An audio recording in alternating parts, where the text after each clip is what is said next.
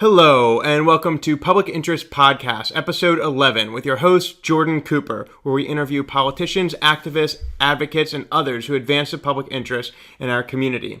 Today, we're here in District 16 with Delegate Marc Korman. How you doing, Marc? Good. Thanks for having me. Excellent. So, what I'd like to ask is, what are you currently doing, or what have you ever done to advance the public interest, and why? So I currently serve in the state legislature for District 16, and so I think that's probably the primary way in which I try to serve the public interest. I view politics as a great way to try to serve the public interest in mass. Obviously, there's lots of individual programs and activities and things we can talk about, but the general idea to me of government is to do the most good for as many people as possible, and being in the legislature affords me a platform to do some of that. I should also say that I try to live it in my personal life as well, or my professional life.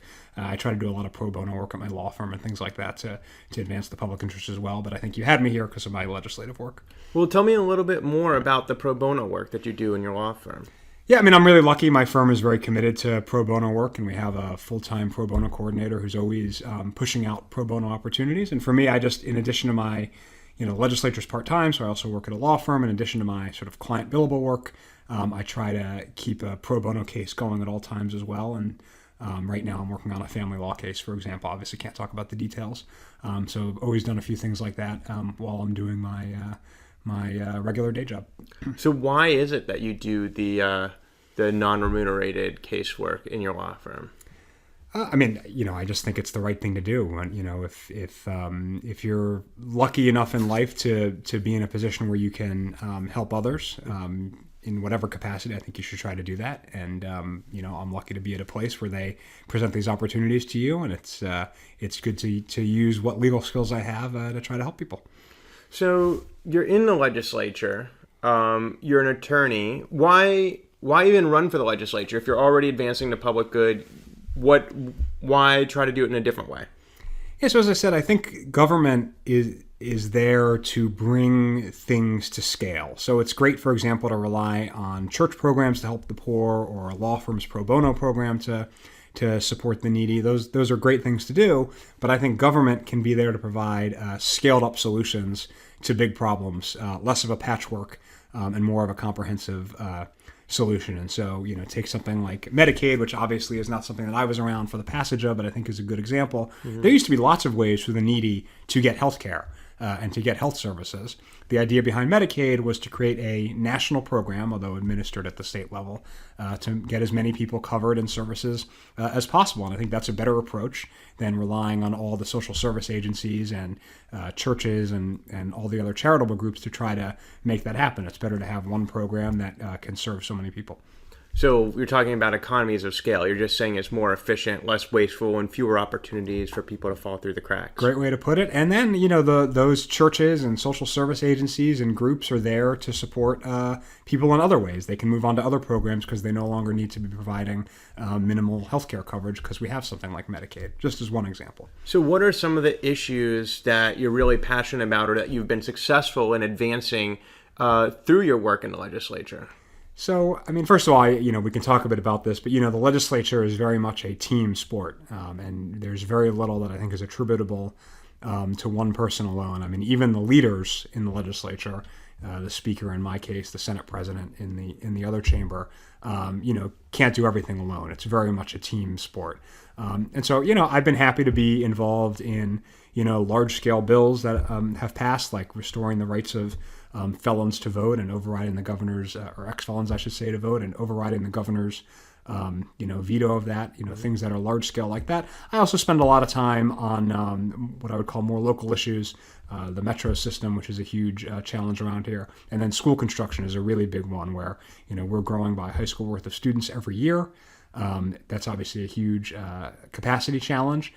Even in our great schools here on the western part of the county are well over capacity. The elementary school my son went to for a year, Ashburton is, I think, 267 kids overcapacity. That's not just classroom space, that's also cafeteria space, that's gym space, that's room in the hallways.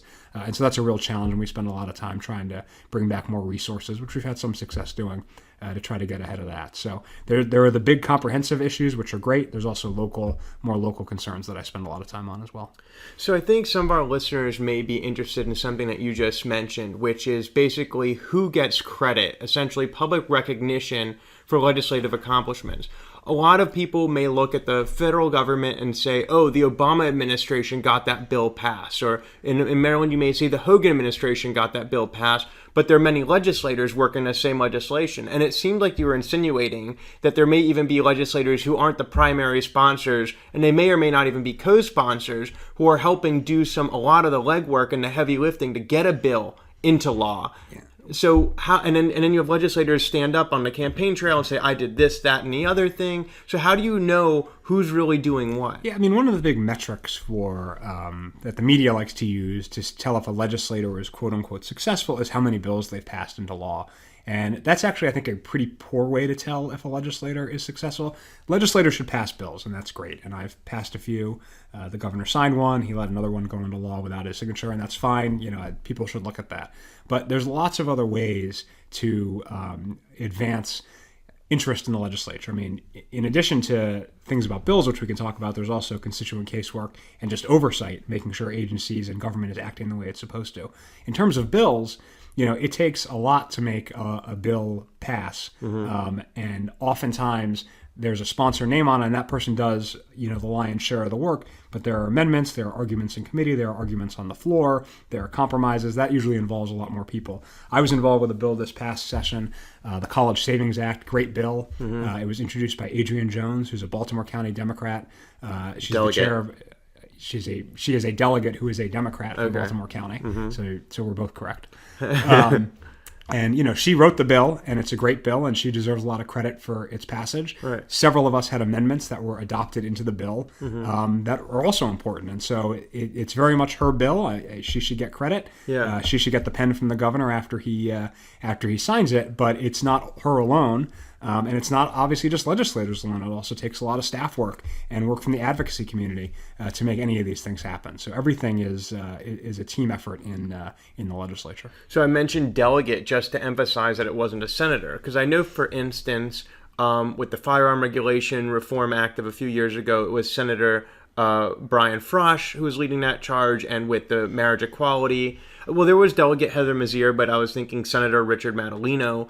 Can you talk a little bit about the dynamics between the House and the Senate in the state legislature? I mean, so often you will get a cross-file for a bill. So what does a cross-file mean? Yeah, I'm going to explain it. So a bill that is, it's up to the sponsor, obviously, but you will improve your chances of passage if the bill is moving through both chambers. Mm-hmm. And so oftentimes a delegate or a senator will go to their a colleague in the other chamber and ask if they would be willing to introduce, the same bill or a very similar bill in their chamber. And why would that make it more likely to lead to passage? Well, because it just starts the process in both chambers earlier. So if you pass a bill through the House, let's say, late in the session, and it's just going over to the Senate for the first time, and the committee in the Senate has never seen it before, it's going to be a lot more difficult to get through the process in time, because we're only there for 90 days. It's nothing like Congress. We're on a 90-day stop clock. And so starting the process as early as possible in each chamber gets the legislators familiar with it, gets the staff familiar with it, gets the advocacy community familiar with it, and it just increases the odds of passage. Oftentimes, there's either an understanding or it develops over time that one of the bills is sort of the primary version of the bill. Sometimes we pass both versions identically, and that's happened, and that way both people have their name on the bill that passed. Yeah, so we were talking about... let's see, you were saying an education bill, the school construction bill, and then the higher education bill. Let's see, and you were saying, what were you saying about that bill that Adrienne was getting credit for? Well, and again, she should get credit. She's the sponsor of the bill, and she did a lot of work on it. My only point was a lot of people had amendments onto the bill that are also important. And so, yes, sponsoring bills is important, and it is one measure of a legislator's performance.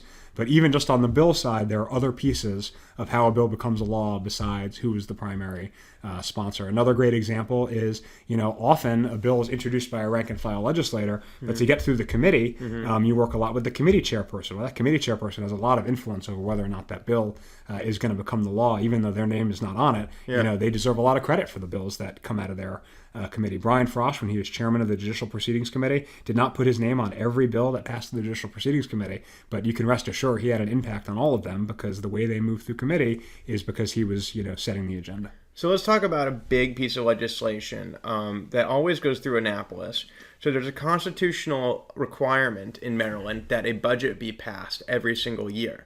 And you are on the Appropriations Committee, which, listeners, appropriations means the committee that determines where money goes and in what amounts. And so Delegate Korman sits on this appropriation committee through which the budget must pass. Now, of course, the top of the budget, could you explain who the primary sponsor is and why your name is not ever going to be the primary sponsor unless you raise to a different position? It's by request of. Yeah, so, in Maryland in particular, although I think this general model is true in a lot of states, that the budget is introduced at the request of the chief executive. And so in our case, Governor Hogan requests the bill and it's put in by the speaker. It actually is the case that we switch off every year whether the bill starts in the House or the Senate, but either the speaker or the Senate president is always listed as the sponsor of the budget. And I should say that's another thing about who gets credit for bills. Oftentimes a bill that hasn't been successful in one year will come back in a future year and it'll be an administration bill. And so the person who came up with the idea in year one may not be the sponsor in year two because the administration's taking it over, but obviously they should still get a lot of credit. On the budget, every year it's by the request of the governor, so it's put in by the leadership. That is my committee. We spend, the lion's share of our time on that one bill. Lots of other committees have hearings on different bills every day. We have hearings on different agencies that are funded in the budget every day. And so that's how we spend our time. It's really focused on the budget. We have a few other bills that come through our committee, things about pensions, and we also have oversight over higher education. So we do higher education policy in our committee. But our primary work is the one bill, the budget. And so your name isn't even really attached to that. So how do you even communicate to your constituents exactly how you're representing them, how you're advancing the public interest in the state legislature when, you can't really even say that your name is on the bill. You can't say that's my bill. You spend all your time passing this budget. Yeah. When I do my sort of end of session letter or my paper that I bring around when I knock on doors that sort of report on the session or send emails, I focus on a few different things. But one of the things is the accomplishments of the overall session. They're not necessarily my accomplishments, they're our accomplishments. They're things the legislature did. Sometimes it's the Democrats in the legislature, it's a majority Democratic legislature. Oftentimes it's things that were approved unanimously or with overwhelming bipartisan support. So even though my name was not on, for example, the school construction funding expansion we've passed the past 2 years, I've spent a lot of time working on that. It's a great accomplishment for Montgomery County. So of course I talk about that. I also talk about the individual bills that I've worked on and passed, and in some cases even not passed, but I still think are there to try to advance an important issue. I talk a lot about energy storage. I've tried twice and been unable to pass a bill related to energy storage, which is things like batteries. But I think it's an important issue. I think it's good for our environment, so I talk about it even though it wasn't a success, at least not yet. So how do you determine your priorities in the legislature? How do you determine that batteries are the things that you want to focus on, or Wmata funding for Metro, or school construction funding? I mean, those are very disparate topics. Yeah. How do you choose? My joke when I got there was that I needed to find something that I felt was important, that no one else was working on, that didn't cost any money. And that was like the sweet spot for legislative issues. But the truth is, you just sort of find things as you go. There, you should obviously work on things that you think are important, but that you also are interested in. If you're not interested in, hypothetically, hungry children, you shouldn't, force yourself to spend a ton of time, trying to create a bill about hungry children. You should let the person who has the passion for that take the lead on that issue. So you want to find things you care about, find things you think are important or your constituents think is important. And my experience, again, I think the legislature is a team sport. You don't want to steal from others. So if someone else has been, if someone else had been championing Metro and Metro reform in the legislature, I wouldn't talk about that nearly as much. But no one in Annapolis was talking about that. I saw a huge vacuum there. I think it's hugely important to our local economy. It's hugely important to our traffic. It's important to our quality of life. And I thought more need to be done on it. And so I was really happy to go there and talk to some people who had been around for a while and support Metro. But it had not been a huge issue in Annapolis. And, some of the vets were very supportive of a colleague of mine from Prince George's, Eric Barron, and myself starting a work group on Wmata to try to increase the profile of the issue in Annapolis.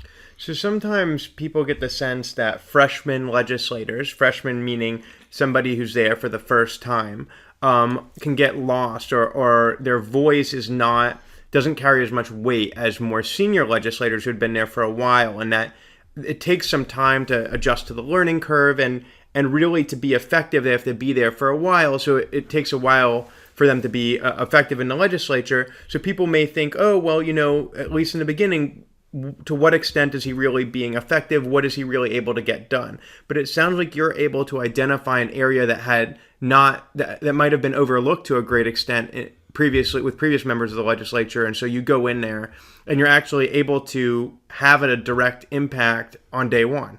Yeah, I think, the legislature, a lot of the legislature is about specialization. That's part of what makes it a team sport, right? Not everybody's the goalie. Not everyone's the power forward.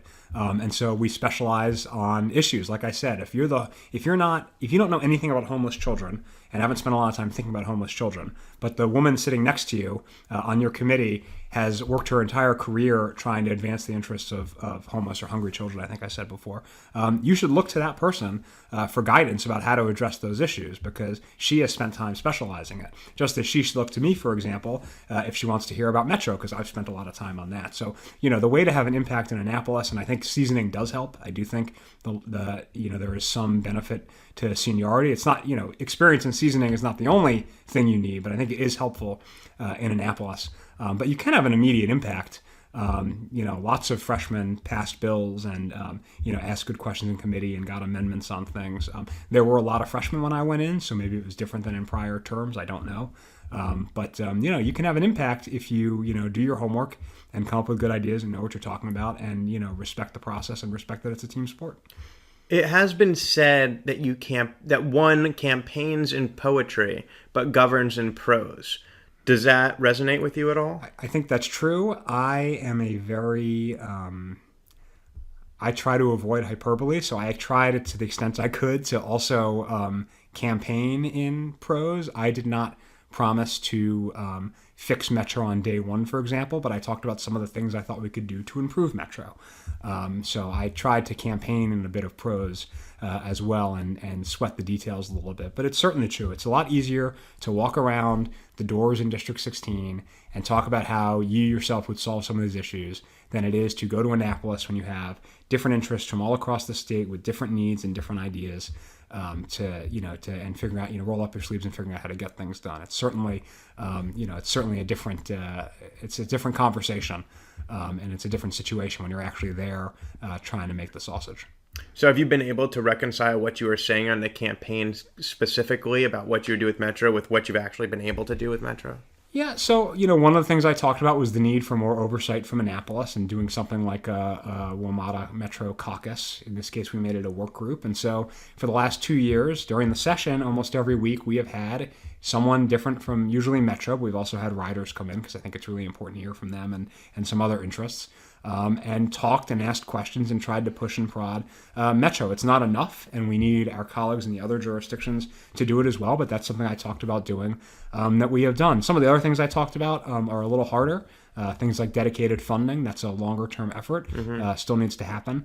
And I would still like to see more efforts like we have here in Bethesda, where there's sort of a Bethesda Metro Improvement Task Force that works together to try to improve conditions around that station. It's had some success. I'd really like to see that replicated at other stations. And, that's why you give us a 4-year term and hopefully the option for some more, because you can't get everything done in your first 90 days. So in order for you to get a dedicated funding stream for Metro or accomplish any of the other things that you have articulated, you need to get the support of individuals whose jurisdictions are not touched by the metro rail system in the DC metro area. So how do you address a colleague from the Eastern Shore or Baltimore County and get their support to spend public taxpayer dollars, some of which may have come from their constituents, on a system that only affects a different geographic area that is not even adjacent to their constituency? Well, first of all, the first bill I passed was HB 300 in 2015, and that actually required Metro to prepare a report for our Department of Transportation showing ridership from around the state of Maryland. It's not just people in Montgomery and Prince George's County who use the Metro. People in Frederick, for example, take the Marc train down on the Brunswick line and get on the Metro and ride into D.C. People in Baltimore City and Baltimore County take the Penn line or the Canton line on the Marc train. They get off at Union Station. They get on the Metro. People in Southern Maryland drive to a station like Branch Avenue in Prince George's and they ride in. And we have these ridership numbers that show it's obviously primarily Montgomery and Prince George's County in Maryland, but there are riders from all around the state. But look, part of the benefit to a dedicated funding source is that right now, Maryland's share of Metro, which is almost $500 million, is funded from our Transportation Trust Fund. If we had a dedicated funding source, we could cap that. That would not continue to grow.